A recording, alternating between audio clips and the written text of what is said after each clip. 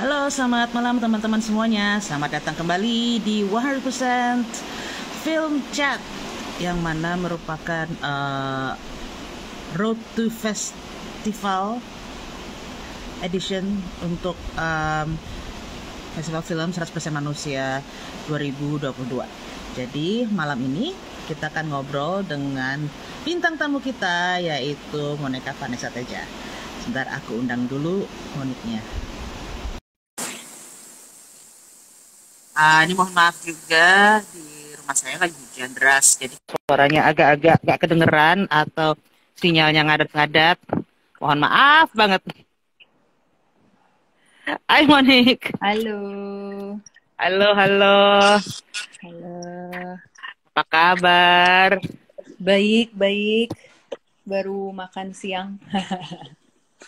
Makan apa tadi akhirnya? Makan apa tadi? Masak nasi gila. Weh, di Berlin ini ya masih bisa ya, apa dapat bahan-bahan untuk masih gila ya? Bisa tuh. Ada supermarket Asia gitu-gitu kan. Iya sih, bener-bener. Iya. Nah ini, nah gini sih ceritanya kita ngobrol santai aja sih, ngobrol santai. Dan ini dalam rangka apa sih Road to Festival tahun ini, makanya 100% Manusia Film Festival ngadain acara-acara ngobrol bareng dengan eh, apa ya filmmaker yang tahun lalu juga mengisi apa filmnya mengisi acara di festival, mengisi Hmm. acara bukan mengisi acara, filmnya ikut ditayangkan di festival tahun lalu. Itu sih Hmm. ceritanya. Ah, nah, ini kalau malam ini kita kan sekalian merayakan Agustusan ya, yaitu temanya Merdeka nih, Oh, ya oke. kan? Nah, kita mau ngomong kita mau ngomongin ini sih film film dan kebebasan berekspresi. Hmm. Jadi, itu kan kayaknya Monik juga Itu tuh. cukup ini ya, cukup dekat dengan tema itu kali. Soalnya semuanya Berekspresi, cukup dekat iya, sih. kebebasan enggak sih. Ah, nah itu sih yang mau apa kita obrolin gitu. Jadi kayak Ya. apa sih yang dirasain dan kemudian apa ya mungkin kayak batasan-batasan mana, terus mungkin juga perbedaan-perbedaan kali ya. Kan mungkin Hmm. di ya kan Monik dulu sekolah di Indonesia juga, berkarya di Indonesia juga, sekarang di Berlin kan di Jerman. Sekolah juga di sana, berkarya juga di sana. Nah itu mungkin kita bisa mencoba membandingkan kali ya, apa aja sih Hmm. yang beda di antara keduanya ini gitu. Tapi mungkin sebelumnya aku mau minta tolong Monik memperkenalkan diri dulu ke penonton kita malam ini. Boleh, boleh. Silahkan. Ya, Mm-mm. halo teman-teman semuanya. Namaku Monika Vanessa Teja. Em, aku dari Jakarta aslinya, Indonesia, filmmaker profesinya. Terus sekarang lagi berbasis di Berlin karena kemarin sempat menempuh studi master di Berlin, dan udah selesai. Sekarang cuma masih nangkring aja di kota ini, belum mau balik. um, tapi ya kali ini ada di momen ketika aku apa ya lagi ingin membuat dua base gitu, satu di Berlin dan satu di Jakarta gitu. Ingin somehow make it work, biar praktisinya bisa berjalan di dua tempat ini gitu sih so far. Dan ya tahun lalu berkesempatan untuk menayangkan film pendek terbaru dan terakhir, dan nggak terakhir juga sih, film the latest short film yang judulnya Dear to Me sempat ditayangkan di 100% Manusia Film Festival. And ya, sekarang seneng bisa ngobrol-ngobrol bareng sama Rain mengenai kebebasan Yeay. ya. Nah, uh, sebelum masuk ke kebebasan berekspresi, mungkin aku mau nanya dulu ya. Kenapa sih Monik dulu tertarik jadi filmmaker? Hmm. Dari sekian apa ya pengekspresian jalur pengekspresian diri yang ada, kenapa jadi filmmaker? Iya, pertanyaan yang ini ya, apa kayak kalau lagi submit aplikasi gitu ke Waduh. kenapa mau jadi filmmaker gitu. Menarik banget sih, tapi karena pertanyaan ini bikin bikin setiap kali ada pertanyaan ini jadi refleksi gitu. Kenapa ya gitu.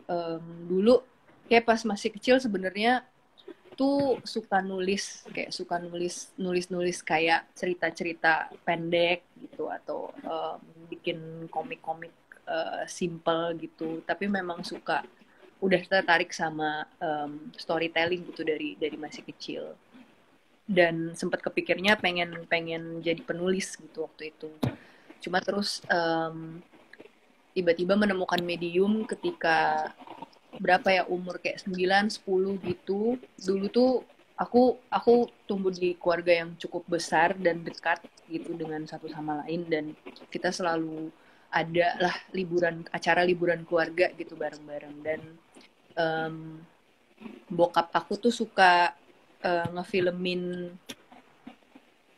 liburan kita dengan handycam gitu waktu itu. Dan itu cukup berkesan sih buat aku, momen ketika dia merekam semuanya, dan at the end of the day ketika liburannya telah usai, kita bakal selalu ngumpul di salah satu rumah tante kita dan nonton ulang gitu videonya. Dan di situ aku tertarik banget sama medium ini gitu, karena mungkin hasilnya jelas banget ya, melihat keluargaku yang nontonin memori yang belum lama ini gitu, belum lama terjadi, cuma mereka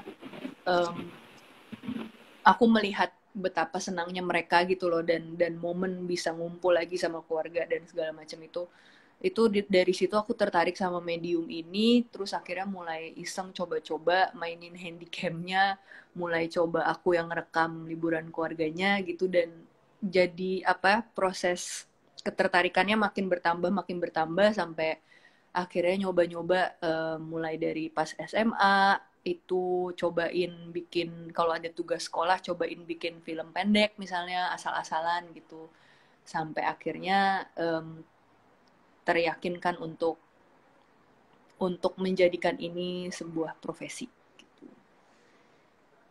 gitu ceritanya.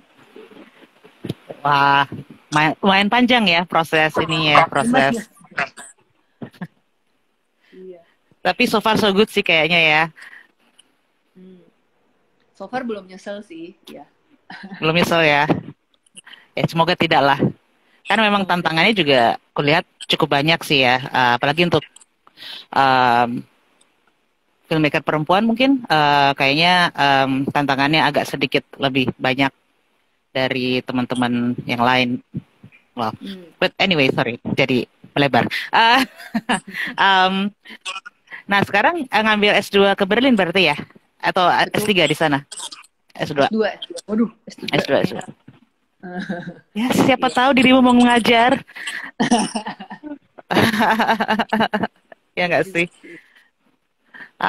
Nah, kalau aku perhatikan kan film-filmnya Monik yang kemarin-kemarin film pendeknya ya, itu selalu ada apa ya, kayak semacam kritik sosial atau isu-isu apa ya, minoritas yang diangkat gitu.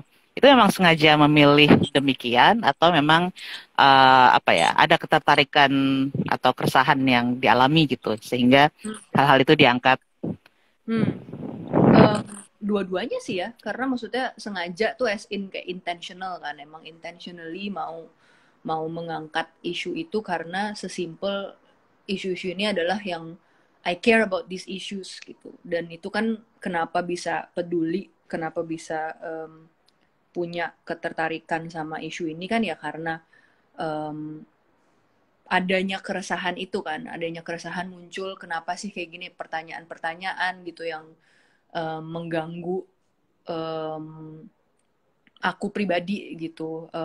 Dari situ sih, jadi dua-duanya memang intentional. Awalnya sih mungkin enggak ya, awalnya belum, awal-awal bikin film itu belum ada kesadaran penuh gitu kalau ini adalah topik yang mau aku bahas gitu sebagai filmmaker. Kan ada orang yang biasanya ada istilah untuk yang orang gunakan untuk filmmaker ini trademarknya tuh ini gitu, stylenya tuh ini, dia tuh selalu ngomongin hal-hal yang politik, atau ini selalu ngomongin hal-hal berbau emansipasi dan sebagainya gitu. Awalnya aku belum sadar penuh sama hal ini karena juga baru-baru buat film gitu, baru nyobain meraba-raba gitu kan, kira-kira sukanya apa sih, kira-kira apa yang pengen disampaikan gitu.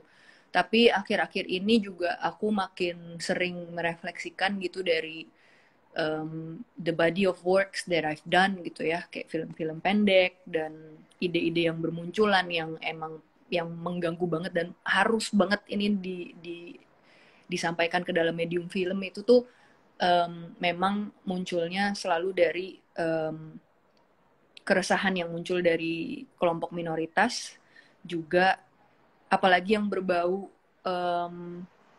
yang berhubungan dengan black and white morality gitu. Jadi kayak hubungannya dengan religion sama seksualitas gitu. Itu biasanya hal-hal yang paling aku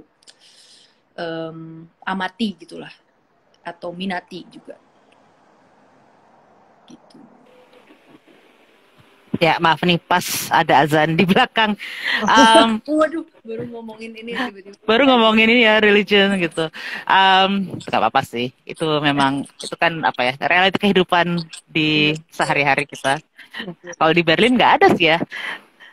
Atau mungkin ada di kalau nggak tahu deh, kalau kalau di tempat lain yang aku tahu kan negara-negara Islam atau mayoritas penduduknya Islam kan ada nih panggilan azan. Tapi kalau di Ya.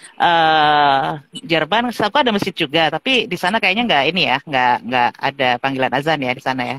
Iya, setahu aku sih kalau di sini mah yang paling kenceng tuh justru lonceng gereja gitu kan. Gereja Kalau ya. di jam 12 tuh aduh rame banget karena ya eh, lebih gereja tuh lebih besar-besar di mana-mana gitu kalau di sini. Iya sih. Iya, Ya, ya. Mungkin itu juga semacam mayoritas versus minoritas juga jadinya ya. bener, bener, bener, bener banget ya. Struggle-nya Jadi beda-beda memang di setiap negara tuh. benar. Dan memang kalau ngomongin mayoritas minoritas kan beda-beda juga ya komposisinya jadinya ya. Bener, gitu. Nah, terus aku mau nanya juga, kan tadi kita ngomongin tentang kebebasan berekspresi tuh. Hmm. Tadi dengan topik-topik yang mau angkat di film-film sebelumnya, itu kan dibuatnya di Indonesia ya. Itu Hmm. ada concern nggak sih tentang ya, memang film pendek sih ya, film pendek kan memang lebih bisa berekspresi ya. Maksudnya lebih bisa. Ya maaf maaf. Aduh. Gak apa-apa. Ya kemudian terjadi suatu gojangan. Oke. Tadi apa sih? Oh ya, film pendek itu kan memang kayaknya lebih mudah untuk get away with certain Ya. issues yang diangkat gitu kan ya. Tapi ada nggak sih concern ketika Monik membuat film-film yang pendek yang kemarin, yang isunya diangkat untuk ditayangkan di Indonesia? Kayak saya secara bukan secara sensor juga ya, tapi secara isu gimana sih nanti penerimaan orang penontonnya, Hmm. penonton Indonesia, Hmm. Indonesia terutama. Sama mungkin Ya. kalau dibandingkan dengan penonton di festival luar negeri gitu. Mungkin kan Ya. kemarin sebelum Monik berangkat ke Berlin juga film-film yang sebelumnya juga sempat diputerin di tempat lain juga gitu. Hmm. Itu gimana tuh pengalamannya Monik? Ya. Mungkin kita ambil contoh yang film terakhir ini kali ya, si Dear to Me, jadi biar lebih gampang gitu. Kalau kemarin juga ya seperti mungkin teman-teman udah tahu juga kalau isu Dear to Me itu kan yang dibahas adalah soal lagi-lagi soal seksualitas dan agama, dan agama yang diambil di sini yang jadi fokus adalah agama Kristen, dan seksualitasnya ya tentang satu orang main karakter yang gay. Terus kalau jadi tuh sebenarnya awalnya pas prosesnya itu, jadi pas filmnya selesai, jujur waktu itu kan pertama kali ini ya international premiere kan di Locarno yang bisa diakses sama penonton-penonton Indo gitu dengan nonton online waktu itu. Nah, sebelum akhirnya bisa ditonton online, waktu itu inget banget kan masih kayak ngepost di Instagram apa gitu kan untuk kayak ngasih tahu, oh ya ini film ada film pendek kita akan ditayangkan di Locarno gitu. Nah itu udah ada beberapa komen tuh dari netizen di beberapa post lah gitu, kalau diliatin lumayan menyeramkan sih bisa dibilang komen-komennya, yang tapi juga expected gitu loh, kayak oh ini film tentang ini ya gitu, tentang, mereka juga nggak nyebut gitu ya, biasa kan nggak disebut, ini film tentang ini, pantas aja gitu ditayanginnya di luar negeri, nggak usah dibawa-bawa pulang ke Indo lah gitu. Atau juga komennya mungkin lebih agresif menyerang pemainnya gitu, kok berani sih main ginian, kok mau sih yang kayak gitu, tapi udah lebih unaccepting dan lebih negatif gitulah jurusan komennya. Dan di situ jujur aku juga worry lah, ada ketakutan gimana kalau misalkan emang abis ini biar bagaimanapun juga aku sebagai pembuat filmnya kan kayak ada tanggung jawab yang harus aku ini ya, tanggung jawabnya di aku lah gitu, untuk semua pemain, semua kru yang terlibat gitu. Jadi di situ ada ketakutan, apakah apakah ini akan membahayakan mereka ini gitu. Yang aku kan bisa dibilang akunya di luar negeri gitu kan. Tapi orang-orang ini kan di Indonesia dan mereka, jadi di situ aku juga ada ketakutan. Cuma memang surprisingly ketika abis ditayangin di Locarno dan beberapa segelintir orang di Indonesia nonton, lumayan positif justru respon penonton Indonesia gitu. Dari situ aku bertanya-tanya kayak, oh oke, it's not as bad as I thought it would be. Dan tadi nge-lag ya, sorry, abis apa namanya, matiin wifi aja. Tadi sampai mana? Oh, menurut apa ya, kayaknya menurut feeling aku tuh bisa jadi karena tipe filmnya Dear to Me kan tipe film yang agak mendayu-dayu ya. Filmnya tuh lumayan kayak bisa dibilang ya melankolis dan minta dikasianin gitu. Dan itu menurut aku mungkin lumayan cocok ke personality audience, Indonesian audience gitu, karena kalau kita mungkin melihat new queer cinema gitu kan, kebanyakan filmnya lebih tipe-tipe queer films yang lebih celebrate who they are gitu kan, celebrating the identity, jadi jatuhnya bisa lebih percaya diri akan diri mereka yang queer gitu misalnya. Dan itu mungkin aku ngebayangin kalau itu dibawa masuk ke ranahnya audiens Indonesia, mungkin audiens Indonesia belum siap gitu untuk mengayomi ide atau approach seperti itu gitu. Atau mungkin it takes a little bit more time lah untuk supaya penonton Indonesia bisa menerima ini gitu. Cuma mungkin itu dari approach Dear to Me yang lebih lebih minta dikasianin, jadi penonton Indonesia juga jadi kayak ya udahlah gitu, kasihan gitu. Mungkin dari situ kali. As much as I don't like saying it, tapi kalau menurut aku sepertinya realitanya masih seperti itu gitu. Gitu sih. Cuma tetap tadi karena sempat kebahas juga masalah censorship, tetap ada lah gitu, ada beberapa cases ketika filmnya mau ditayangin di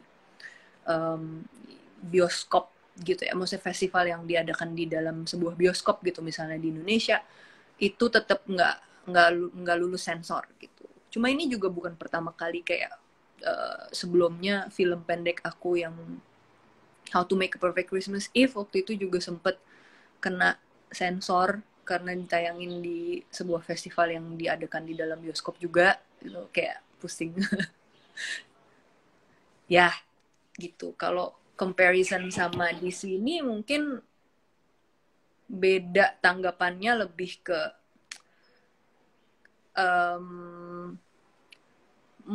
mungkin justru kebalikannya ya. Kalau di sini mereka lebih terbiasa sama film-film queer films yang gayanya si new queer cinema ini, yang justru lebih this is not a problem anymore buat mereka gitu. Kayak how to deal with acceptance from the parents yang super religious gitu-gitu bukan sebuah tema yang that relevant anymore, karena mereka juga secara mindset lebih open dan lebih progressive in a way. Jadi ada perbedaan gitu dari how the audience di sini di Eropa dan di Indonesia melihat filmnya gitu. Do you think it's more of a apa ya kayak portrayal of the society yang memang ini jadi bahasa Jaksel ya, mohon maaf kawan-kawan. Maksudnya ya tapi apakah itu ya jadi kayak mungkin jadi yang kutangkap mungkin dirimu jadi kayak semacam memotret fenomena yang ada di satu tempat tertentu dan di suatu masa tertentu sehingga yang munculnya jadi karya tersebut gitu. Mungkin gitu nggak sih?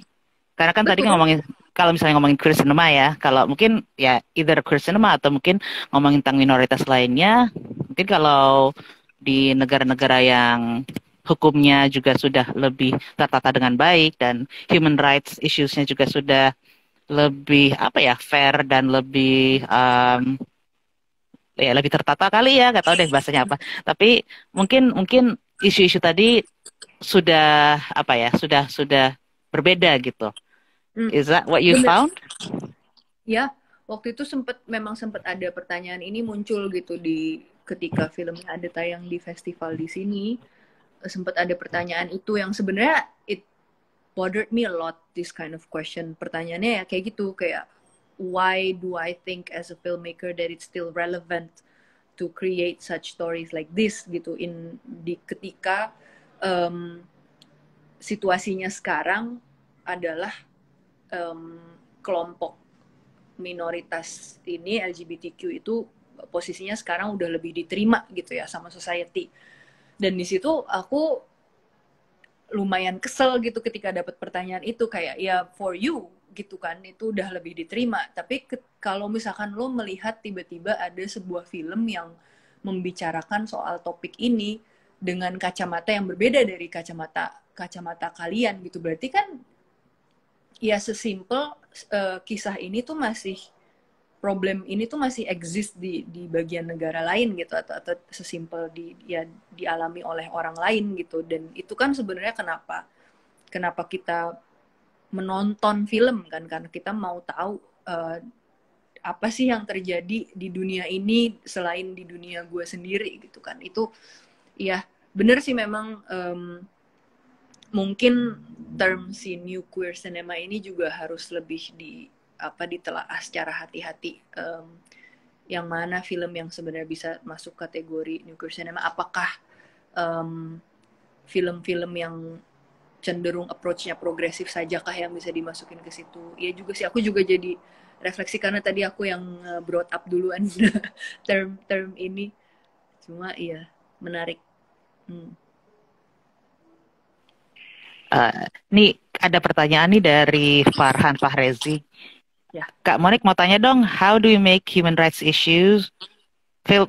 How do you make human rights issue film yang balanced, gak eksploitatif, but also having empathy with its characters? Thank you. Mungkin mencoba mendengar dan try to be honest aja sih as possible juga. Dan juga apa ya, mungkin men-treat karakternya itu memang bukan sebagai objek gitu ya, tapi juga sebagai subjek gitu kan. Itu kuncinya untuk menjadikan karakternya, menjadikan topik human rights ini balance, karena it's all about equality. Gimana caranya kita bisa memposisikan si subjek karakter yang tidak mendapatkan keadilan ini menjadi setara dengan dunianya gitu. Jadi it requires a lot of sensitivity juga dari kita sebagai pencerita gitu untuk topik-topik seperti ini gitu. Dan salah satu kuncinya ya adalah dengan mendengar, berdiskusi dengan dengan orang-orang juga yang mengalami langsung ketidaksetaraan ini, ketidakadilan ini, dan ya itu sih kepekaan aja sebenarnya apa namanya kuncinya, memiliki kepekaan. Nah, kalau begitu, bukan kalau begitu, berarti selama ini riset yang dilakukan untuk apa ya, sebuah film biasanya berapa lama tuh? Karena kan tadi kan dengan mendengarkan dan harus peka terhadap isu yang diangkat, yang berarti kan juga mendengarkan orang-orang yang apa ya, memiliki cerita tersebut kan, kurang lebih gitu. Itu Ya. biasanya berapa lama sih riset yang dirimu lakukan untuk satu film pendek? Wah, jujur beda-beda banget. Jadi sebenarnya dulu pas masih di Indonesia juga, pas masih kuliah gitu, atau kenapa relatif lebih cepat prosesnya. Prosesnya mungkin untuk pengembangan cerita itu kurang lebih mungkin 1 sampai 3 bulan gitu ya. Itu lumayan lama ya. Apa mungkin Dirtumi ini berasa lama banget aja kali. Oke, tapi Itu kayaknya Dirtumi cepat berasa. sih. Oke. Menurutku 1-3 bulan Oh masih ya, cepat kok. lumayan ya. Masih masih oke lah, masih Masih. masih on time lah. Oke. Ya mungkin sekitar segitu if I recall correctly. Cuma film-film pendekku juga pas masih di Indo tuh, karena sebenarnya semua film-film pendekku tuh personal buat aku gitu. Dan itu mungkin yang bikin prosesnya juga, risetnya mungkin lebih riset ke nggak memakan waktu yang super lama gitu ya, karena itu dekat dengan aku gitu, topik-topik yang dibahas. Jadi lebih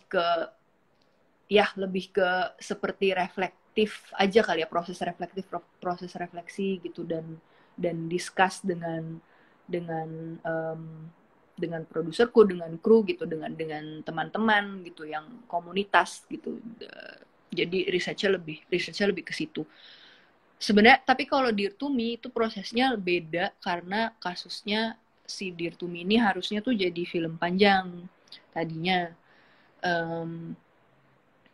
karena dia tugas akhir aku di sini kan. Memang tadinya rencananya ingin membuat film panjang dari project ini gitu, yang kisaran durasinya 90 menit gitu. Dan di situ kan jadi untuk apa, pas lagi develop ceritanya, waktu yang aku spend buat itu lebih panjang aja gitu. Bisa udah sampai berapa tahun kemarin, 1 tahunan lah gitu untuk ngedevelop ceritanya.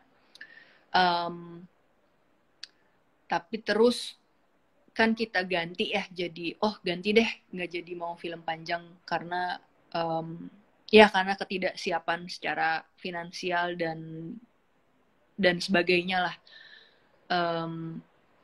Jadi kita ganti rencananya jadi buat film pendek dulu, jadilah Dear to Me. Dan itu kan lumayan tantangan tuh untuk meringkeskan sebuah cerita yang sebenarnya 90 menit gitu ya, didesain untuk 90 menit, tiba-tiba dipendekin jadi 20 menit. Itu jadi tantangan sendiri, dan itu memakan waktu juga yang cukup lama untuk sampai ke tahap itu gitu.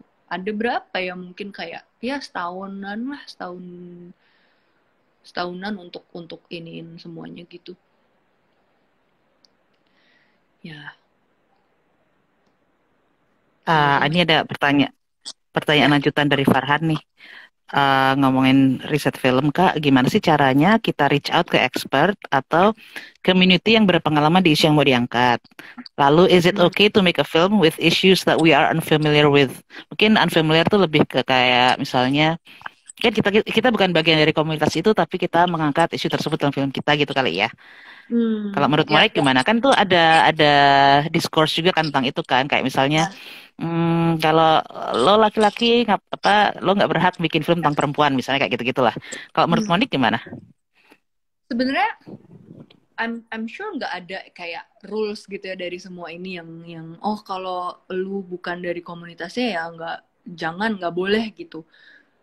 Sebenarnya apapun itu sah-sah aja memang, tapi pertanyaannya ke diri kita mungkin ya, kalau memang kita bisa make space buat orang yang dari community itu yang punya pengalaman itu sendiri untuk menceritakan cerita mereka, kenapa nggak kita berikan itu gitu, kenapa kita um, harus mengambil space itu juga dari mereka dan ya menjadikan itu space kita kan ibaratnya gitu. Jadi memang balik lagi ke motivasi storytellingnya itu kan, kenapa kita mau menceritakan sebuah kisah gitu yang mungkin notabene nggak terjadi langsung ke kita tapi terjadi ke orang lain, apa motivasi di belakangnya lah gitu. Karena kalaupun kita menceritakan kisah orang, kalau dari yang aku amati gitu ya, kalau misalnya kita menceritakan kisah orang, kisah dari komunitas lain gitu yang we're not a part of, atau kita nggak necessarily experience the same thing, akan ada perspektif tambahan kan yang muncul di cerita itu gitu, perspektif yang sebenarnya mungkin nggak akan sepure kalau diceritakan dari perspektif orang yang beneran mengalami itu gitu. Jadi di situ yang gimana kan orang teman-teman mungkin yang udah pernah juga menceritakan kisah yang doesn't necessarily belong to them atau nggak dialami sendiri, itu banyak yang udah mencoba jalan seperti konsultasi dengan expert gitu kan, yang mungkin aku laki-laki tapi aku mau membuat film soal tema yang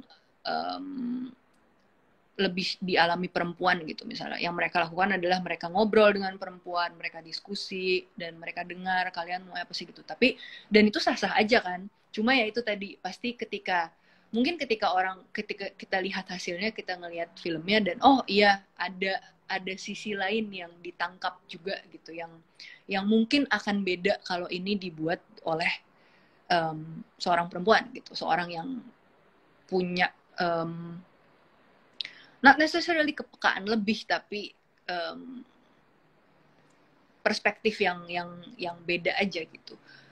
Jadi ya sah-sah aja, cuma pertanyakan lagi motivasinya, do I really need to tell them, atau ada orang lain yang mungkin lebih bisa menceritakan itu, atau itu kan pertanyaan lagi ke diri kita, kenapa kita mau menceritakan itu, dan mungkin consider juga untuk memiliki collaborator yang berasal dari komunitas itu gitu, untuk lebih kita juga pas membuat ceritanya, ketika kita punya seorang kolaborator yang dari komunitas tersebut, jadi kita punya temen tektokan gitu, yang bisa memberikan kita informasi lebih juga, kita juga jadi terus-terusan belajar gitu mengenai pengalaman masing-masing gitu kalau menurutku. Wah, ini sharing session yang sangat ini banget, sangat apa namanya, very deep and very insightful menurutku sih. Tapi gue balik ke ini ya, balik ke kebebasan berekspresi. Kan mungkin tadi Monik juga, menurutku aku nangkepnya jadinya juga merasa, oh nih kalau di Indonesia masih ada nih batasan-batasan yang kayaknya masih susah nih ditembus gitu. Menurut Monik, apa yang bisa kita lakukan dari apa ya, dari penonton dan mungkin juga dari filmmaker di Indonesia gitu, untuk apa ya, untuk mengubah itu semua gitu, karena kan ya apa ya, peraturan atau norma kan kadang juga tidak akan berubah kalau tidak ada yang mencoba mengubahnya ya gitu. Kalau menurut Monik, apa sih yang kira-kira bisa kita lakukan? Ini mungkin, ini maaf ya tadi aku bilangnya ini ngobrol-ngobrol santai dan ringan, tapi kenapa jadi pertanyaannya berat-berat juga gitu? Biasaan memang gitu. Iya, kalau ya Gak gimana apa-apa, tuh? ini tetap penting untuk didiskusikan. Jadi maksudnya tuh kita sebagai filmmaker gitu, atau kita sebagai individu-individu yang desire sebuah kebebasan. Kita mungkin Bisa sebagai, keduanya, bisa keduanya. ya bener banget tadi yang udah kamu bilang gitu ya, maksudnya ketika ada norma-norma, aku ngelihatnya juga sebagai filmmaker justru karena ada norma-norma inilah kita juga ada cerita gitu nggak sih? Biasa kan ketika inget banget soalnya pas baru pindah ke sini itu um, hidup tuh kayaknya lebih lebih tentram gitu. Kurang kurang hal-hal yang mengganggu gitu kayaknya. Jadi kok kayak kok seret ide sih gitu, kok nggak ada ide gitu. Tapi ketika ada di lingkungan Indonesia gitu banyak banget keresahannya gitu kan, dikit-dikit ini kok kayak gini nih, kok kayak gini gitu, jadi lebih lebih ekspresif gitu. Jadi kalau kita juga sebagai filmmaker mau menceritakan sesuatu itu berkaitan juga dengan norma-norma yang ada di sekitar kita. Kalau misalkan emang menceritakan sesuatu yang berasal dari keresahannya gitu. Jadi dan itu ya itu sebuah resistance banget sih kalau seorang filmmaker yang membuat film soal keresahan-keresahan ini gitu. Dengan adanya film pendek ini itu kan medium untuk selain berekspresi tapi juga untuk berdialog ya, menceritakan menciptakan ruang untuk penonton dan filmmakernya bertemu dan berdiskusi gitu, berdialog, dan itu menurut aku itu udah sebuah langkah yang bisa kita lakukan. The least that we can do adalah dengan membuat film ini supaya bisa berdialog dengan satu sama lain dan sama-sama memikirkan kira-kira what are the future possibilities yang bisa kita lakukan gitu, untuk membuat dunia ini menjadi lebih baik. Harapan kita semua ya. Nah, kalau sekarang Monik lagi apa, sibuk apa? Kan tadi film yang Dear to Me itu film untuk tesis ya, kalau nggak Ya, salah tadi. Itu sudah udah hore ataukah masih ada, udah sudah lulus? sudah lulus. Selamat. Terima kasih. Iya Terus udah ya. gimana gimana? Eh terus-terusan. Iya udah selesai sama film tesisnya kemarin. Sebenarnya udah kelar dari pas zaman pandemi. Cuy, ini juga masih pandemi, tapi pas yang zaman awal-awal pandemi itu sebenarnya udah 2 tahun lalu berarti udah selesai. Terus sekarang lagi sibuk. Tadi kan sempat mention mau sebenarnya film pendeknya tuh merupakan project film panjang. Jadi itu tetap dilanjutin nih proses untuk ngebuat film panjangnya gitu. Jadi masih tahap-tahap develop lagi, balik ke tahap develop karena ceritanya juga berubah gitu dari sebelumnya yang udah ditulis. Masih tema yang sama gitu, seputar black and white morality, seputar religion, hidden desires. Cuma ranahnya fokusnya adalah soal dinamika keluarga gitu, dan bisa dibilang keluarga Indonesia gitu. Jadi itu sih sekarang lagi ngembangin, itu lagi fokus di situ. Dan ya beberapa project-project kecil yang bisa aku lakukan di sini di Berlin dengan komunitasku di sini. Aku ada komunitas, ada kolektif Indonesian Art Collective di sini, juga ada komunitas Asian German di sini yang diaspora tapi juga yang second generation misalnya di sini. Terus kita ngumpul bareng biasanya, terus bikin writers room dan sebagainya.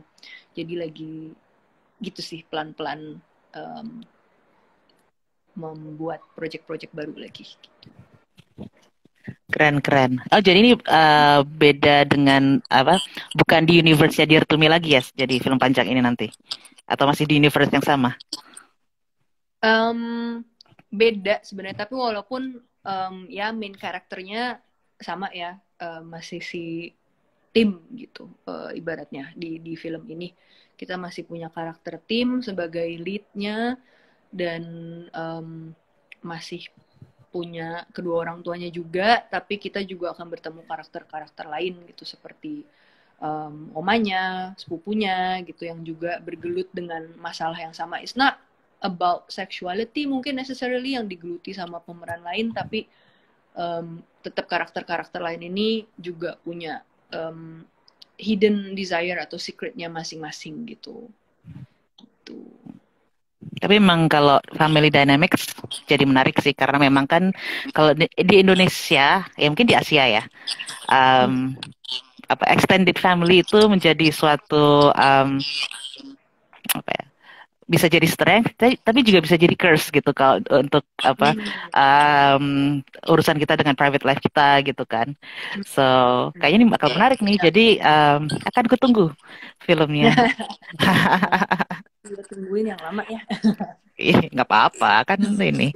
Kadang-kadang kan kayak kayak kayak apa ya kayak wine kan semakin lama ditunggu dia semakin enak katanya gitu. Wih, So ya, ya. Terus nih Farhan nanya lagi nih, mau dong kepo yang ringan-ringan, lagi ngikutin series apa nih? wah, jujur udah lama banget nih nggak nonton series karena lagi sibuk pindahan rumah. Tapi kayak terakhir banget nonton tuh nonton drakor. Ada apa nih di Netflix, Attorney Woo. Lupa banget Oh judulnya. ya ya ya ya, Apa tapi tentang itu lumayan yang lucu lawyer sih. autistik ya. Ya, lumayan lagi nonton itu tapi juga nggak yang kayak seriously nonton banget sih. Tapi mungkin pengen rekomen series kali yang bagus tuh yang masih berkesan sampai sekarang di kepala walaupun udah lama nontonnya. Maksudnya nggak lama-lama banget tapi kayak a while ago tuh seriesnya si dari Michaela Cole, I May Destroy You. That's very good kalau kalian mau lagi nyari series. Mungkin kalau Farhan mau nonton series ya dari UK, coba Itu ditonton. di mana nyarinya? Di Prime atau di Netflix atau di Dia kemarin HBO atau apa ya, aku lupa deh. oke. Apa Amazon Prime juga ada gitu. I'm not sure, tapi coba Google I May Destroy You. Ya. Oke. Itu Farhan ya. Pertanyaannya sudah dijawab. Terus mungkin apa ya? Kan kamu lagi bikin film panjang nih dan film panjang kan memang apa ya? Ya film panjang maupun film pendek pasti ada urusan dengan pendanaan kan, funding gitu-gitu. Nah mungkin apa sih kalau apa kayak apa yang bisa teman-teman bantu dari sini untuk menyemangatimu mengerjakan proyekmu? Um, bikin crowdfunding gitu kali ya. Enggak lah. Uh, Doa aja doa mungkin ya. Gini aja doa. Tapi kayak sebenarnya maksudnya dengan teman-teman yang maksudnya kayak Ray tadi barusan ngomong nunggu aja itu juga kan udah support, sebuah bentuk support karena memberikan semangat gitu ya untuk untuk kita ini filmmaker ini juga terus berkarya gitu. Ya gitu aja udah cukup nggak mood. Dan kalau ada karyanya ditonton gitu. siap. Kalau karya Monik kayaknya teman-teman di sini juga apa ya banyak yang sudah mencari sih. Tapi ngomong-ngomong kalau karya-karya yang dulu-dulu ada nggak sih di streaming di mana gitu? Kalau misalkan ada teman-teman yang ingin nonton karya-karya Monik yang lama? Iya, ada beberapa di YouTube sih yang diupload di YouTube itu yang udah kayak lama banget. Tapi nggak banyak yang di atau mungkin nggak ada yang kita upload banget secara online gitu karena ada beberapa film yang copyrights-nya bukan di aku, kayak apa Streetlight Maria gitu, itu film banyak aku yang kemarin kan bikinnya bareng Kaliana, jadi copyright-nya lebih Kaliana, jadi itu harus ditanyakan ke tetehnya apakah bisa diupload. Mhm. Cuma kalau yang lain, iya sih ini good question sih sebenarnya. Ada beberapa film yang udah lama banget gitu, dan aku kepikiran sih sebenarnya untuk menguploadnya at least ke YouTube gitu atau Vimeo. Tapi Vimeo tuh masih di ini ya, masih nggak boleh ya di Masih itu ya. Nggak bisa diakses. masih nggak, iya masih harus pakai VPN sih kalau di Indonesia. Padahal katanya Oh, sih 2-3 tahun lalu udah diangkat apa bandnya itu, cuman ya entah ya. Mungkin karena belum terdaftar, nggak tahu ya. oh Itu iya benar-benar. kemarin kan sempat rame-rame masalah belum terdaftar itu kan. Ya, But I don't know. Nggak tahu juga sih kenapa Vimeo masih belum bisa diakses dengan baik. ya, Ya, oke, berarti ini ya, kita tunggu Monik mengarsipkan iya. karya-karya lamanya dan Mungkin juga, ya bisa nanti dibikin kayak YouTube collection gitu. ya, dan mungkin kapan-kapan kalau misalkan ada retrospektif, nanti kalau Oh, mungkin film film panjangnya keluar, mungkin ini ya, mungkin bisa bisa dikumpulin tuh film pendeknya dan juga diputar di mana gitu kali. bisa Seru juga bisa. tuh kayaknya tuh. Bisa. Ide yang bagus. Satu lagi sih, ada nggak sih kayak bukan ada, apa yang kira-kira Monik bisa sampaikan untuk teman-teman yang baru aja belajar bikin film? Hmm, jangan takut berekspresi sih. Ya, itu pesannya. Dan kalau masih awal-awal pokoknya jangan put any limitations on yourself, apalagi kalau masih mencoba untuk bikin film pendek dan sebagainya. Itu adalah medium yang sangat-sangat bebas, pure art form gitu untuk kalian berekspresi, mau nyobain apapun, bereksperimen eksperimennya gitu. Dan stay true to yourself, I guess. I know it sounds cheesy, tapi the more honest you are to yourself, itu akan makin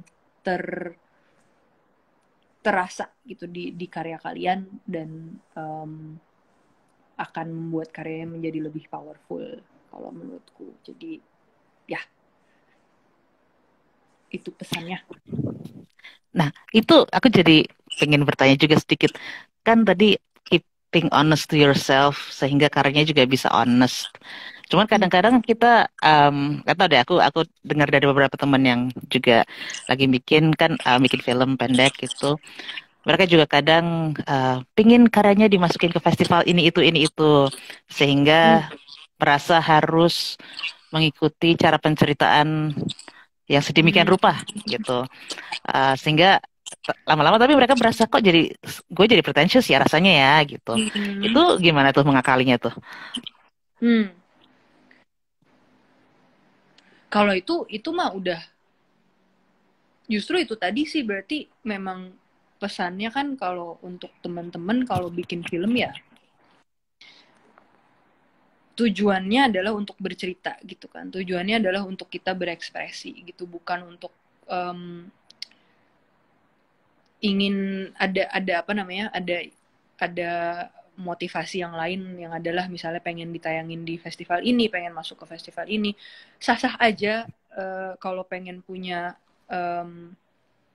maksud seperti itu gitu, tapi I don't think ya, itu berlawanan banget dengan being stay true to yourself kan, karena ya udah jelas sebenarnya kita mencoba untuk menjadi someone that we're not, kecuali memang itu stylenya cocok ya. Kalau misalnya emang kayak oh iya itu emang style gue banget, ngikutin cara bertuturnya festival yang ada di Eropa gitu misalnya.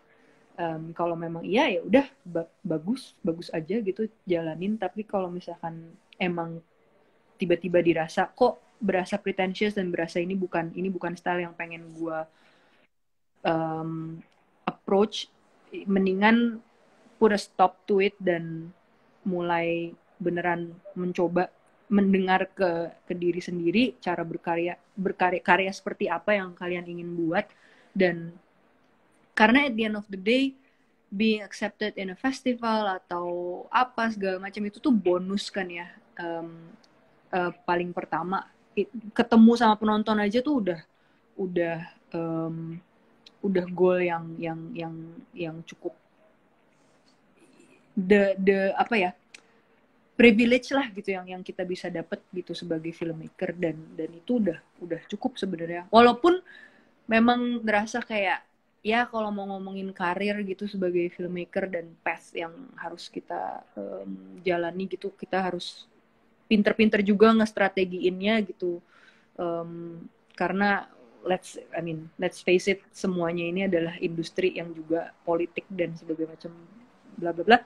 Tapi itu tadi pesannya, kalau misalnya emang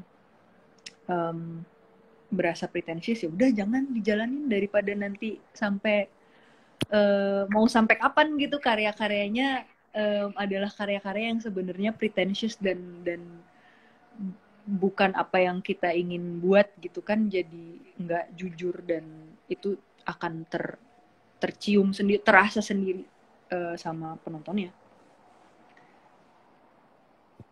Jadi memang honesty is key ya. Ya, betul. Ya nggak apa sih cheesy, tapi emang ya iya sih gitu, berasa kok di karya-karya yang orang-orang yang apa ya, ya mungkin kayak Courtney Monique sih, jadi apa ya, aku juga berasa kayak ada rasa yang beda kan ketika kita nonton karya yang oh ini kayaknya emang dibuat dengan tulus, ya tulus, bukan penyanyi, tapi kalau ada yang oh ini kayaknya emang dia memang mencoba untuk bercerita tapi tidak dengan hati gitu kan, berasa sih kalau aku sih sebagai penonton. But ya, thank you so much for the insights. Dan maafkan aku yang berbohong padamu. Aku bilangnya ngobrol-ngobrol ringan, tapi ternyata jadi berat.